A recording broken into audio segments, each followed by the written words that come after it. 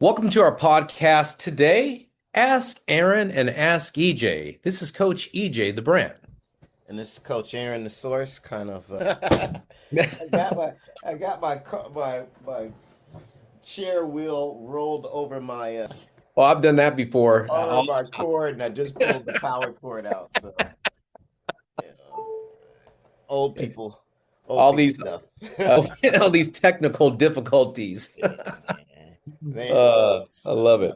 Love it, man. But Love it. anyway, today's topic, uh, based on current events.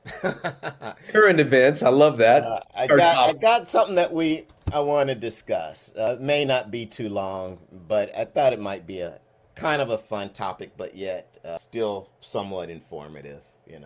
Some of you guys might turn this off as soon as you hear it, but that's all right too. You But Uh, basically, we're going to do two different podcasts in a sense, but they're both related.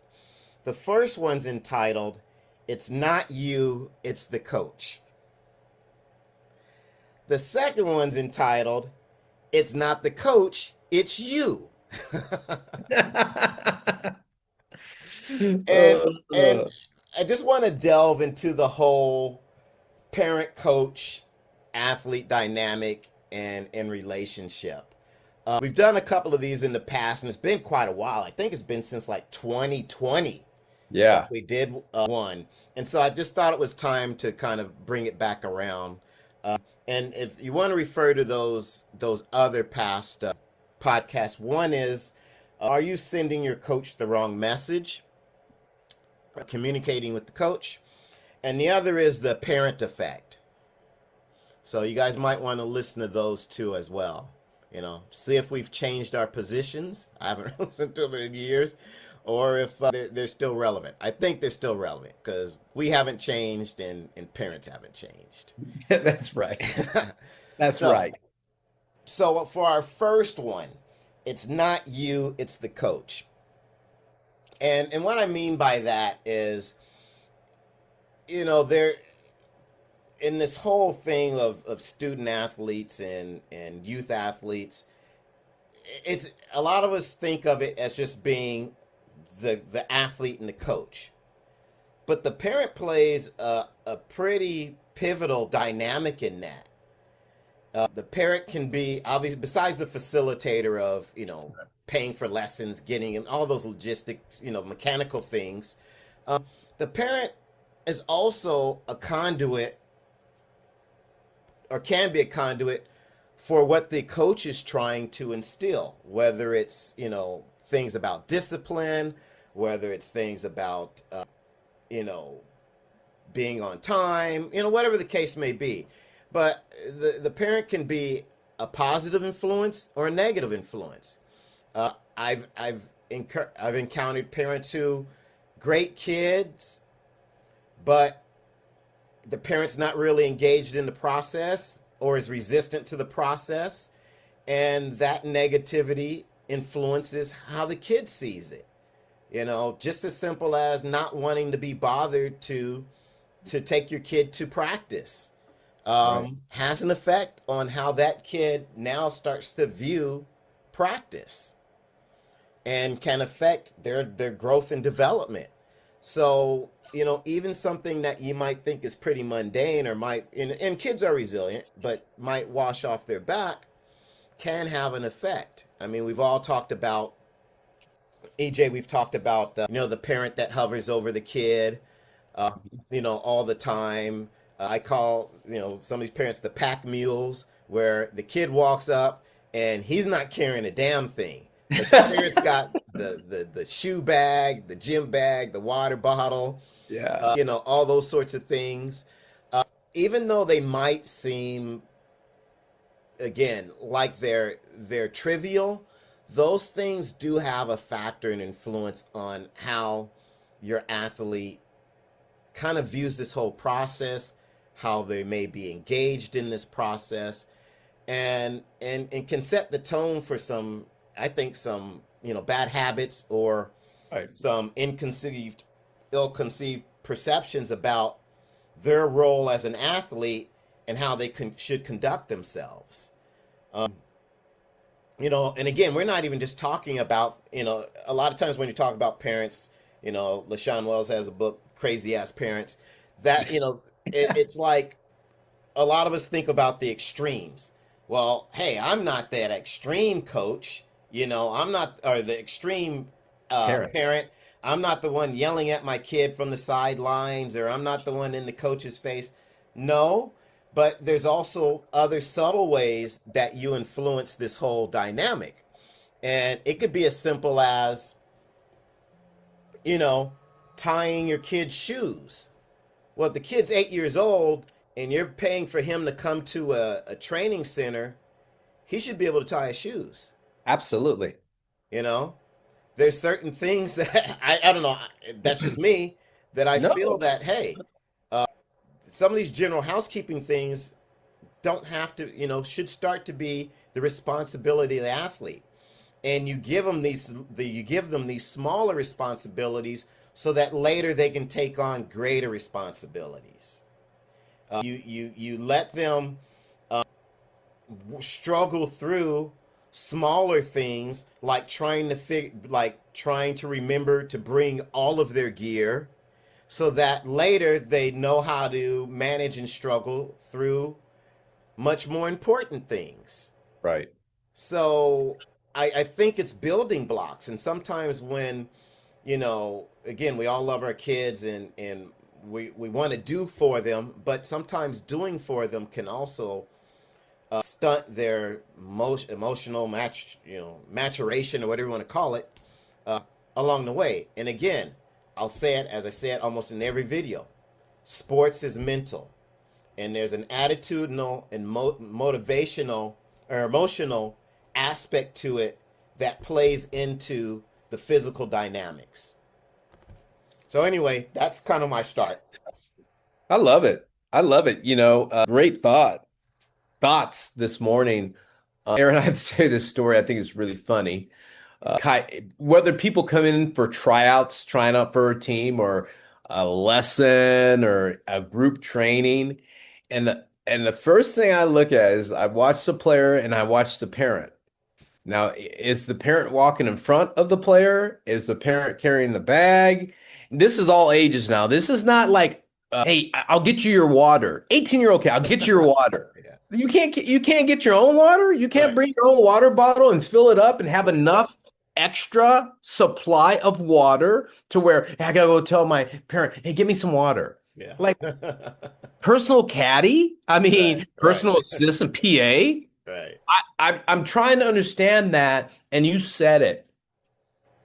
This attitude towards training, attitude towards game, event, how you prepare your athlete. It's hey, is it you, parent, or is it the coach? Right.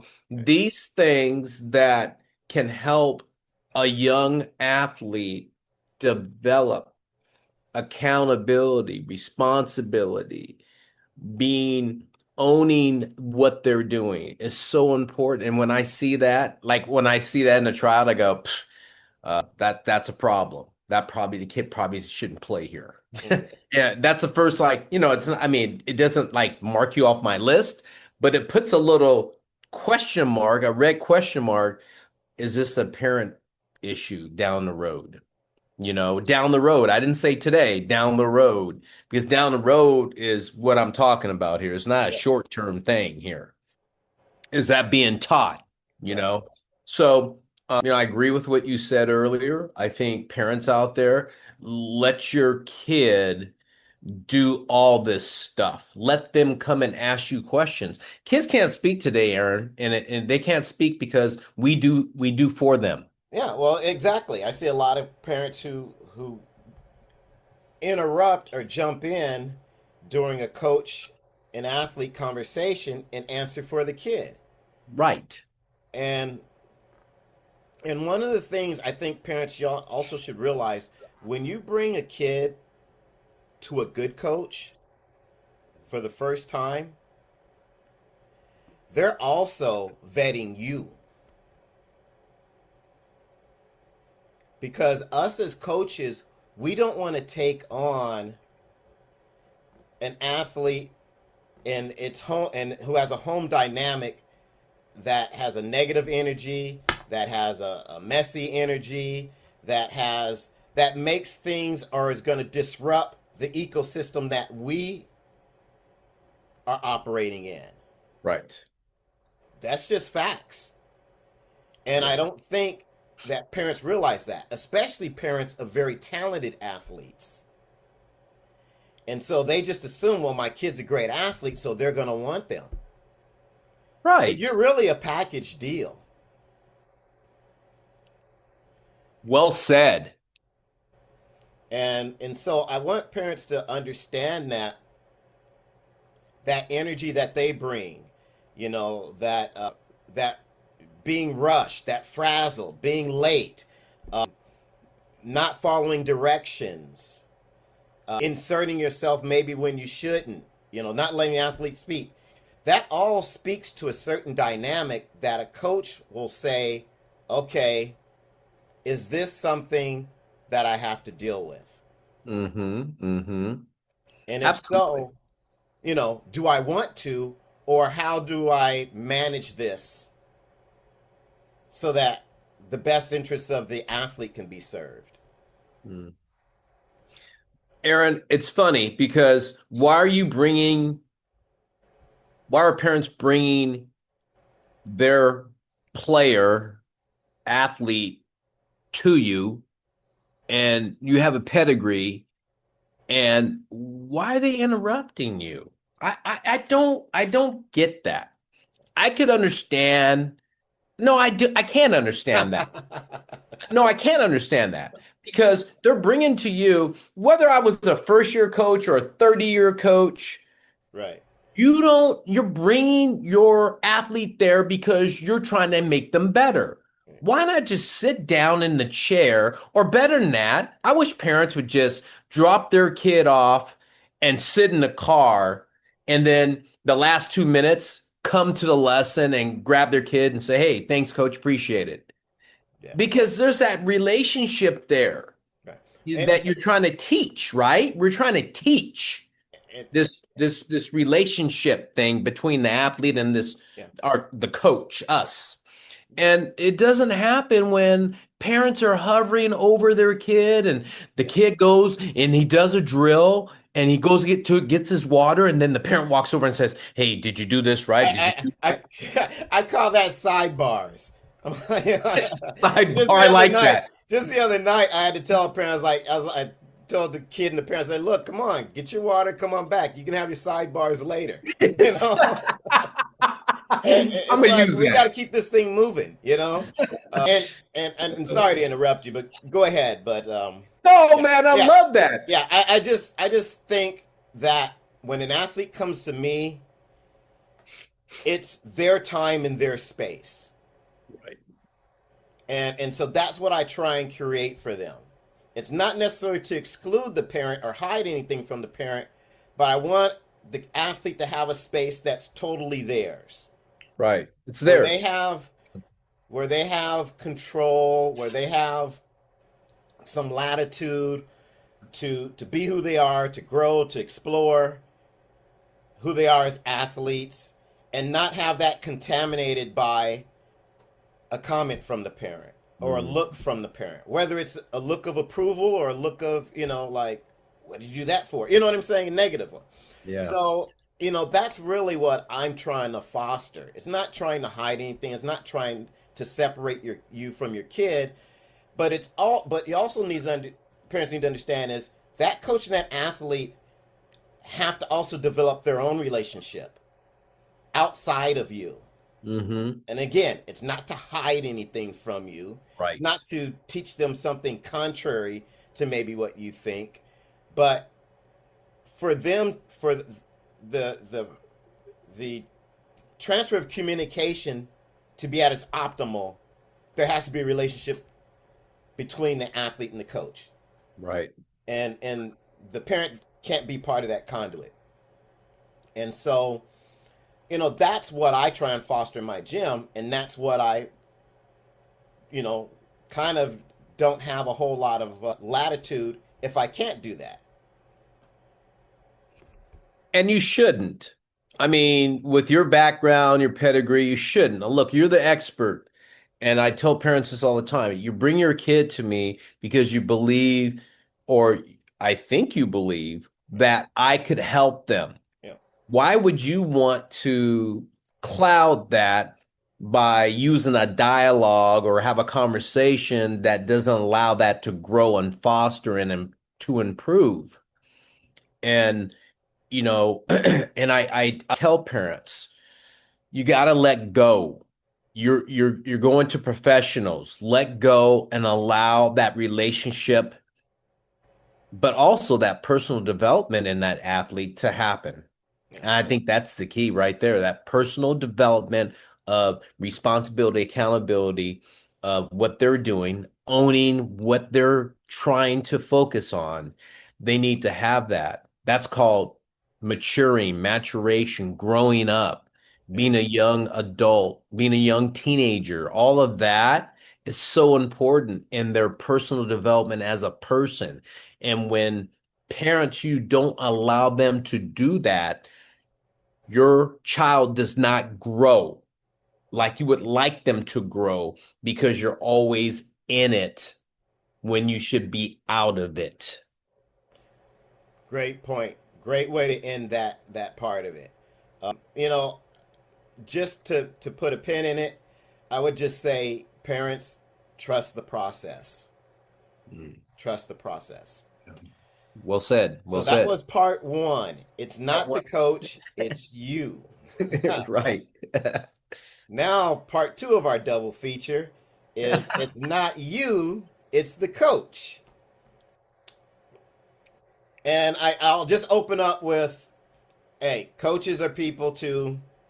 They've got personalities, good, bad. They have good days, they have bad days, and and that's just who we are as human Right. beings. But there are things that you should be looking for. Okay. First, you should be vetting the coach. Just don't go to a coach because they're good or just because they're popular. Try and find out if the values that the coaches have in their program have are aligned with yours. Find out if the coaching style that that coach uses and has is along the lines of how you want your kid to be communicated to. Okay? And the reason why I say that, as someone who has a coaching style that's semi-militaristic, authoritarian, or can be construed as such, Right. I think people should know how I coach, Right. because it may offend the delicacies of some people, and they may come in and clutch their pearls because I tease a kid or I'm short and I'm direct, but there's nothing more behind that other than that's my system and way of communicating the information I'm trying to impart. And there's a method behind the madness. Okay. But Right. in today's society, all of a sudden, I hear the term, you sound aggressive. You're aggressive. You're kind of aggressive with your tone. Yeah. And so I kind of laugh to myself nowadays and say, hey, I give them the Popeye line. I am who I am. I am when I am. And but you should know that about coaches going in, Right. because that just may not be your flavor. That may not be how you want your kid, you know, communicated with, approached. Your kid may not be able to handle that sort of thing. There are some coaches who are yellers. There are some coaches who are, whisperers, and there's some who are in between. When you're looking for a coach or a trainer, try and find that out so that way if you are sensitive to that, then you know that, hey, this is the person for me, this is not the person for me, regardless of their bona fides. Right. And you may find that, hey, I a lot of times I get, you know what, I came to you because of your coaching style. My kid needs this. Right. He doesn't get this enough at home. So there's, it's a flip side to it. And one isn't bad or the other. It's just that sometimes, you have to do a little bit more research because it can be the coach. So anyway, that's my opening salvo.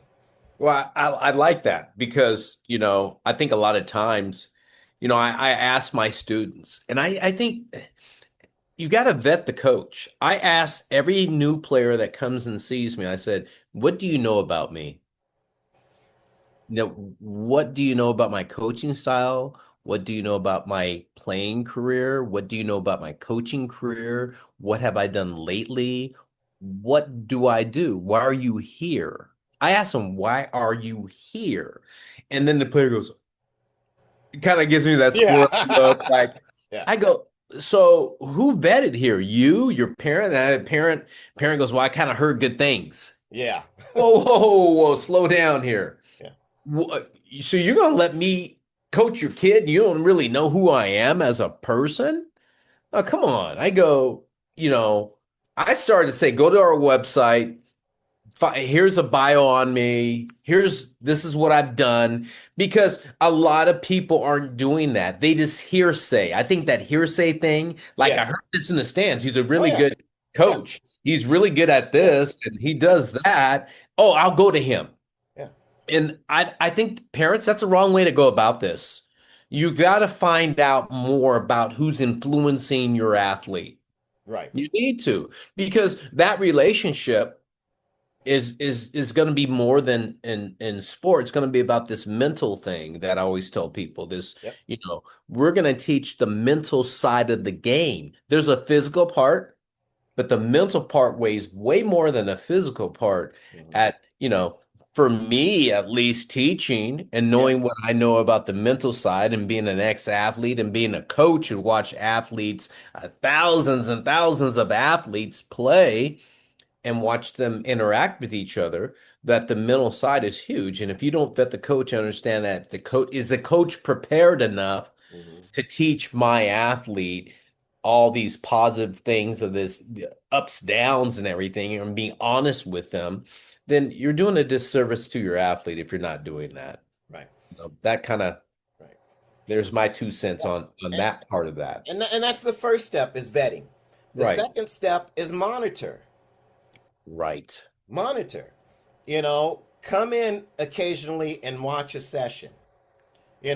Talk with the coach briefly about how your kid's doing. Talk to your kid, but have the conversation with both. Don't make the mistake of just having the conversation with the kid. Because you remember, these are young adults. They can't always articulate what's going on properly. So you don't Right. want to get the wrong impression because your kid misinterprets something, And if you need clarification, don't, stew on it. Go to the coach and have clarification. And have that conversation in front of the kid. Right. That I'm yes, I'm sir. real big on, hey, all Yes. parties involved are having this conversation. I don't care if your kid is 8 years old or 18 years old. This way we're all on the same page. Everyone starts at the same point. Everyone understands things. That way nothing's lost in translation. Absolutely. Um, so monitoring, you know, getting an understanding and like I said, getting clarification if you need that. Because you want to be able to cut anything that might be toxic Yes, before it sir. gets to become a real issue, a real problem. Yeah. Because again, I'll say it all the time. There's a lot of things I do in my gym that are psychological that have nothing to do with the training, but I think it's important in building the athlete up in their ultimate development. So, Mm, one thing, when your kid comes to my gym, they're going to struggle. They're going to struggle physically. Oh, wow. They may struggle emotionally, and they're going to struggle mentally. And it'll always be something that's age appropriate for them. Yeah. Here's an easy example. We use carabiners Right. to clip our belts onto certain pieces of equipment. Right. I'll get new kids come in and I'll show them how to use a carabiner. And most of the time it goes, they forget. And so I'll have a new kid who can't open a carabiner. He's just, He can't do it. no, just, Yeah. and the parent will want to come over or the parent will get up. And I'm like, no, let them struggle with that a little bit. Oh, Let them figure it out. There's no harm or foul in this. Okay, it takes a few more minutes, but I want him or her to go through those mechanics because if I show them or if I do that for them, the imprint isn't as concrete than if they do it themselves. And if the first time they do it, that's great. If they have to struggle and they have to figure it out, that's an even bigger impression. And if they do it and they feel a little anxiety because I'm standing there, that's an even better lesson in my eyes. Because now they're learning to perform under pressure. attention to detail. It's simple. Allow your athletes to struggle. I love that you said that because I think I really believe this is that parents aren't prepared for their athletes to struggle in all of these events we do, practice, personal training, games. They think everything is going to be like really good for them. Right. And they jump to, oh, that coach is an asshole. He made my kid da da da, or my kid was embarrassed, or Right. no, it's for a good coach, a coach who has years in, it's part of the process. Part of the process. It really is. And you know what? That's well said. And yeah, you can use the term mind games, but it's a good coach will use that as a learning and growing tool. Mm. But again, nowadays society, oh, my kid struggled, that coach is an asshole. But sometimes the coach is an asshole. He So can be if there's he's there's not there's giving. levels Yeah, of that. And yeah, that's why you monitor. right. You have And to that's monitor. why you discuss with your athlete. Maybe ask them, well, how did you feel in that moment?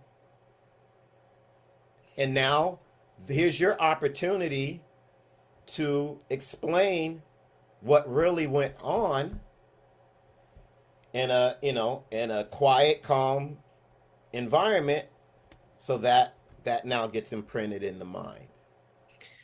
It's funny, isn't it, that people don't trust the process, Aaron. That's the process. They use the word, "Oh, you got to trust the process," but they're the first people jumping in and going, "Hey, what are you doing? What are you doing? Why'd you do that to my kid?" And I saw trust the process, people. Yeah. It's very simple. There are peaks and valleys. How stable are you during the peaks and valleys? And this is all going to be based on your own value system. Right, Again, it can be the coach, it can be the philosophy of the coach, it can be the demeanor of the coach.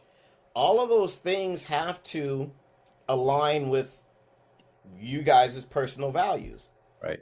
And if it doesn't, then you guys have to make another decision. Hey, do we stay with this guy?